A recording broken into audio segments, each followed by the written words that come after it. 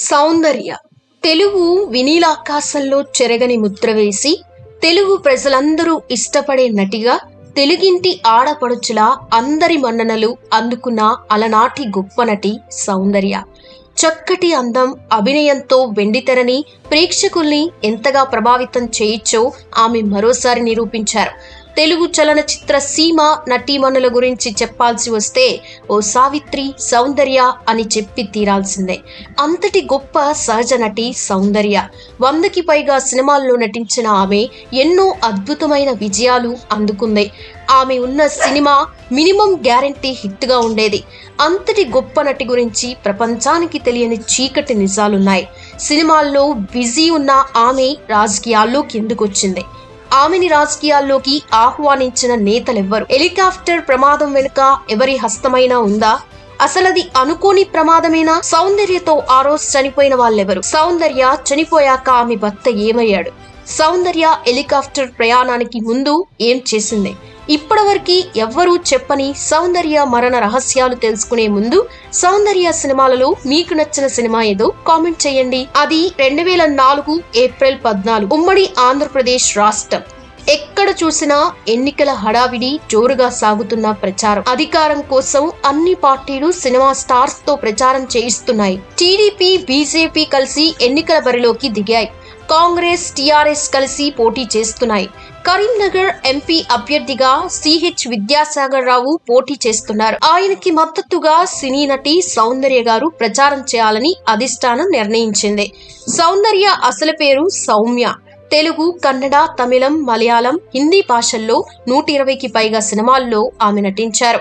అగ్ర కథానాయకులతో నటించి ఎంతో మంది అభిమానులను ఆమె సంపాదించుకున్నారు. 2004 ఏప్రిల్ కి కొన్ని రోజుల ముందే ఆమె బీజేపీలో చేరారు. ఆ రోజు ఏప్రిల్ 14 శనివారం. ఎన్నికల ప్రచారంలో భాగంగా కరీంనగర్ వెళ్దామని ఆమె నిర్ణయించుకున్నారు.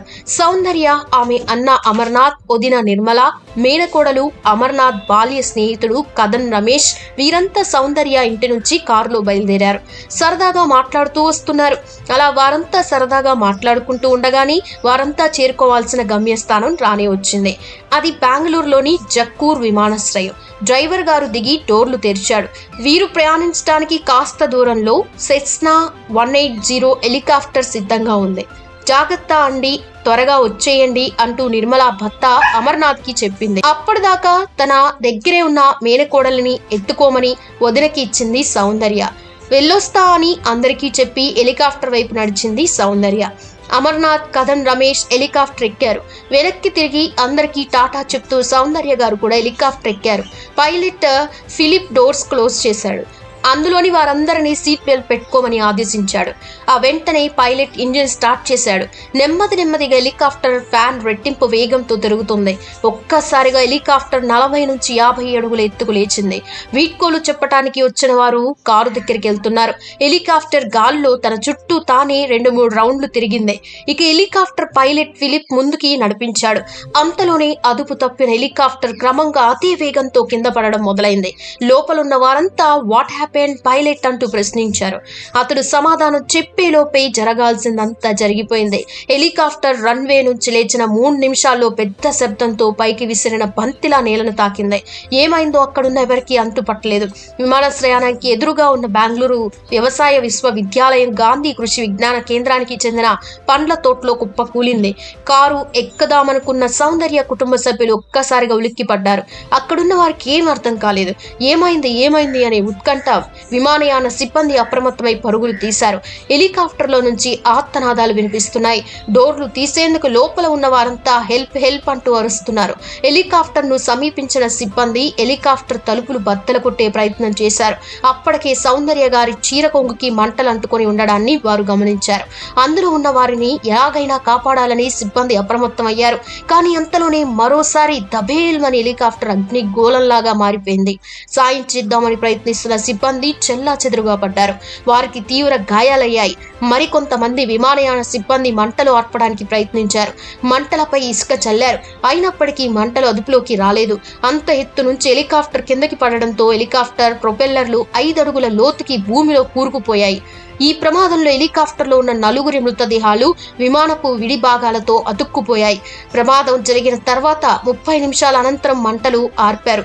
కానీ అప్పటికే జరగాల్సిందంతా జరిగిపోయింది.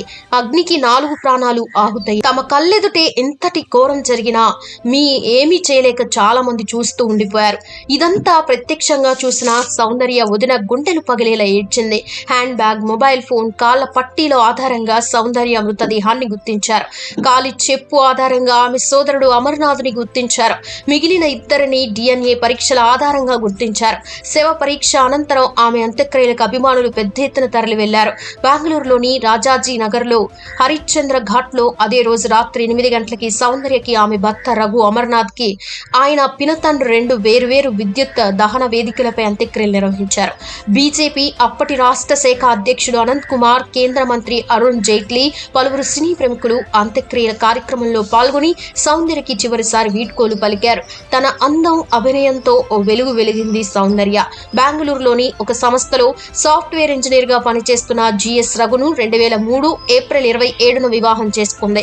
అన్యోన్యంగా సాగిపోతున్న వారి వైవాహిక జీవితం ఏడాది కూడా కాకముందే ముగిసిపోతుందని ఎవరూ ఊహించలేదు. ఏడాది కాకముందే మృత్యు రూపంలో హెలికాప్టర్ ఆమెని బలి తీసుకుంది. ప్రొడక్షన్ ఎగ్జిక్యూటివ్ గా జీవితాన్ని ప్రారంభించిన సౌందర్య తండ్రి దర్శకుడుగా, నిర్మాతగా కొన్ని చిత్రాలు నిర్మించి అర్థాంతరంగా గుండెపోటుతో మరణించారు. తండ్రి ఆశయాలని కొనసాగిస్తూ సౌందర్య గారు చిత్ర నిర్మాణ రంగంలోకి అడుగుపెట్టారు. తన అభిరుచులకి అనుగుణంగా కన్నడ భాషలో ద్వీప అనే చిత్రాన్ని నిర్మించి జాతీయ పురస్కారాన్ని సొంతం చేసుకున్నారు. సినీ నటిగా ఉన్నత శిఖరాలను చేరుకున్న సౌందర్య గారు హాలీవుడ్ చిత్రాన్ని నిర్మించాలని కలగలగన్నారు. రాజకీయాల్లో మెరుపు మెరవాలని ఆమె తపించారు. కానీ హెలికాప్టర్ ప్రమాదంలో ఆమెతో పాటు ఆమె ఆశయాలు కూడా బూడిదయ్యాయి. అన్ని సినిమాల్లో కథానాయికగా అగ్రతారల మధ్య నటించినా కూడా ఆమెకి పద్మశ్రీ ఎందుకు ఇవ్వలేదని సౌందర్య గారి అభిమానులలో ఇప్పటికే ఒక ప్రశ్నగానే మిగిలిపోయింది. పైలట్ ప్రతి ప్రయాణానికి ముందు బరువు చెక్ చేసుకోవాల్సి ఉంటుంది. బెంగళూరు విమానాశ్రయంలో అలాంటి చెకింగ్ జరిగిందో లేదో అనే ప్రశ్నలుగానే మిగిలిపోయాయి. సౌందర్య గారి మరణంతో అప్పట్లో ప్రైవేట్ విమానాల పనితీరు వివాదాస్పదమైంది. పాతబడిన, తుప్పుపట్టిన విమానాలు వాడడం వల్లే ఇలాంటి ప్రమాదాలు జరుగుతున్నాయని ఆసియా పసిఫిక్ ఏవియేషన్ ఉపాధ్యక్షుడు కపిల్ కౌల్ అన్నారు. ఆ రోజు పైలట్ హెలికాప్టర్ బరువును, అలాగే దానిలో ఏవైనా సాంకేతిక సమస్యలు ఉన్నాయో లేవో అని ముందే చెక్ చేసి ఉంటే ఇంతటి ఘోరం జరిగి ఉండేది కాదు. ఈ విధంగా సౌందర్య గారు మనందరినీ వదిలి ఈ లోకం నుంచి వెళ్ళిపోయారు. చూసారుగా ఫ్రెండ్స్, మీరేమనుకుంటున్నారు ఈ విషయం గురించి? కామెంట్ సెక్షన్లో కామెంట్ చేయండి. వీడియో నచ్చితే లైక్ చేయండి, షేర్ చేయండి, ఛానల్ని సబ్స్క్రైబ్